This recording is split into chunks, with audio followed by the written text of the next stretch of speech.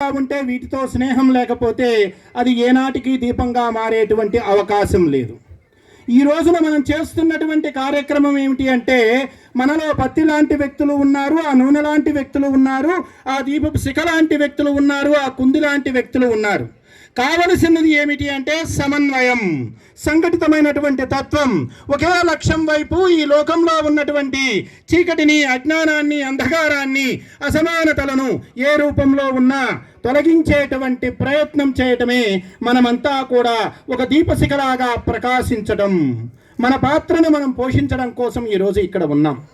వాస్తవం చెప్పుకోవాలి అంటే, ఒక ఇంటిలో ఎలుక చచ్చిపోయి ఉంటే కాసేపు ఏదో సెంటు కొట్టి వాసన పోయింది అని చెప్పి మనం మురిసిపోతూ ఉన్నాం. కానీ ఆ వాసన కళేబరం తొలగించి అక్కడ శుభ్రం చేసే వరకు ఆ వాసన పోదు. పరాయి పాలన అనేటువంటి ఎలుక ఈ దేశంలో చచ్చినా దాని తాలూకు వాసనలు ఇంకా కూడా ఈ సమాజంలో ఇప్పటికీ వస్తూనే ఉన్నాయి. ఆ కంపు మన ముక్కు పుటాలకు తగులుతూనే ఉంది. ఈ వాసన పోవాలి అంటే మనం ఏం చేయాలి అంటే, ఈ ఎలుక కళేబరాన్ని దూరం చేసి ఆ పరిసరాన్ని శుభ్రం చేసినట్లుగా సమాజాన్ని మనం సంస్కరించుకోవలసినటువంటి అవసరం ఉంది. మన సంస్కృతి, సంప్రదాయ, ఆచార వ్యవహారాలన్నింటినీ కూడా మరలా మన తరానికి గుర్తు చేయవలసినటువంటి అవసరం ఉంది. పెద్దవాళ్ళలో ఈ వాసనలు పోగొట్టడం అంటే అంత తేలికైనటువంటి విషయం కాదు.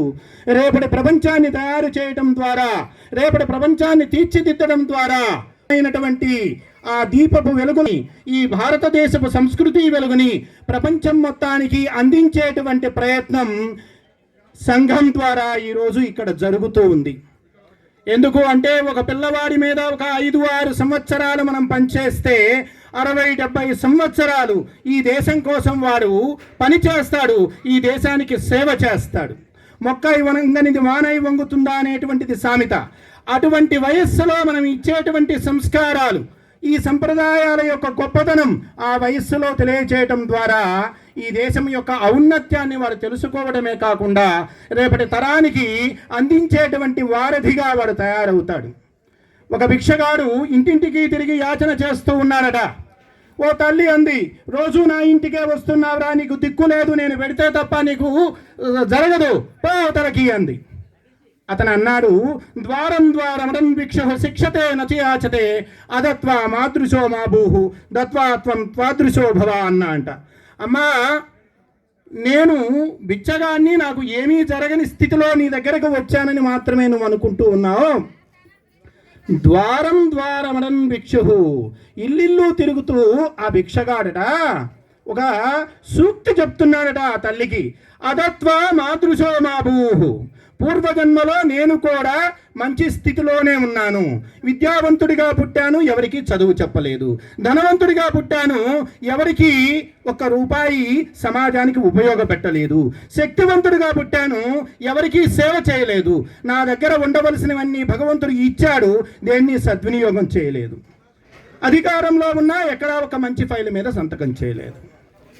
ఈ రోజున భగవంతుడు లెక్క చూసే రోజున అన్నీ చూసి, ఒరే వీడికి ధనం ఇచ్చాం ప్రయోజనం లేదు, విద్య ఇచ్చాం ఉపయోగం లేదు, ఈ సంచులంతా వీడికి బరువే కాబట్టి ఒక్కొక్క సంచి తీయించి ఏ సంచి లేకపోతే వీడు ఎలా బ్రతుకుతారా అని చెప్పి నా మెడలో ఒక సంచి వేసి పంపించాడమ్మా ఈ జోల. కాబట్టి ఇంటింటికి తిరిగి భవతీ భిక్షాందేహి అని యాచన చేస్తూ ఉన్నాను. అదత్వా మాతృశో మా భూహు, ఇవ్వక నీవు నాలాగా కాకు తల్లి, ఇచ్చి దత్వా త్వం త్వాదృశో భవ, నీవు నీలాగనే పుట్టు, ఇచ్చే స్థానంలోనే పుట్టు. బలిచక్రవర్తిని ఆదర్శంగా తీసుకో. వచ్చినటువంటి వాడు శ్రీ మహావిష్ణువు నిన్ను పాతాళానికి తొక్కడానికి వచ్చాడని తెలిసినా కూడా అందరికీ ఇచ్చేవాడి చెయ్యి కింది కావటము, పైన నా చెయ్యి ఉండటము అంతకంటే భాగ్యమేముంది అని చెప్పి ఇచ్చాడమ్మా. ఇచ్చిన తర్వాత 3 అడుగుల తర్వాత పాతాళానికి తొక్కిన తర్వాత ఈయన హాయిగా అంతఃపురంలో నిద్రపోతూ ఉంటే పుచ్చుకున్న ఆయన గడప దగ్గర కాపలా కాస్తూ ఈయనకి రక్షణగా నిలబడ్డాడమ్మా. భగవంతునికి ఏమి ఇచ్చినా, సమాజానికి ఏమి ఇచ్చినా అది రక్షిస్తుంది అని చెప్పడం కోసమే నేను భిక్షణం కోసం వచ్చాను అని చెప్పాడట. ఇక్కడ ఉదార హృదయులైనటువంటి వారు ఎంతోమంది ఉన్నారు. ఈరోజు రేపటి సమాజాన్ని తీర్చిదిద్దుకోవాల్సినటువంటి అవసరం, బాధ్యత మన అందరి మీద ఉంది. వాడి జేబులో డబ్బు, వాడు తాగుతాడు, వాడు పడతాడు, వాడు చస్తాడు అంటే వాడు చచ్చేవాడు ఒక్కడే చావడు. ఎదురుగా వచ్చిన బండిని కొట్టవచ్చు, మరొకరి చావుకి కారణం కావచ్చు, మరొకరికి గాయం చేయవచ్చు. సమాజంలో ఒక తాగుబోతుతోనే ఇంత ప్రమాదం ఉంటే ధర్మము తప్పినటువంటి వ్యక్తులతో ఎటువంటి ప్రమాదం ఉంటుంది? దేశద్రోహులుగా మారినటువంటి వ్యక్తులతో ఎటువంటి ప్రమాదం ఉంటుంది? పేదరికము, అజ్ఞానము, అనారోగ్యము ఇవి ఎటువంటి పరిస్థితికైనా తీసుకుని వెళ్తాయి. ఈ స్థితిగతుల్లో ఉన్నటువంటి వారికి అందించాలి. బక్క చెక్కిలో చిక్కుకున్నటువంటి ఆ పశువుని ఏదో తాడు వేసి నలుగురం పట్టుకొని బయటకు లాగితే అది బ్రతికి బట్టగట్టుతుంది.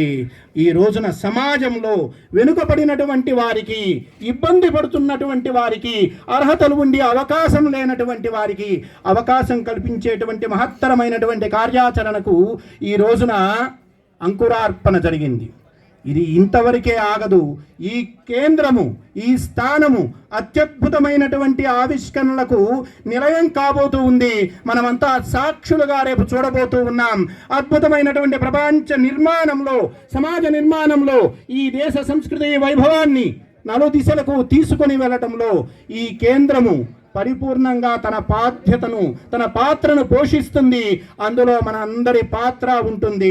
దానికి అవసరమైనటువంటి శక్తిని ఆ సర్వేశ్వరుడు, ఆ జగన్మాత, భరతమాత మన అందరికీ అనుగ్రహించాలి అని ప్రార్థిస్తూ జై శ్రీరామ్, జై శ్రీరామ్, జై శ్రీరామ్. భారత్ మాతా కీ, భారత్ మాతా కీ, భారత్ మాతా కీ. ఓం శ్రీ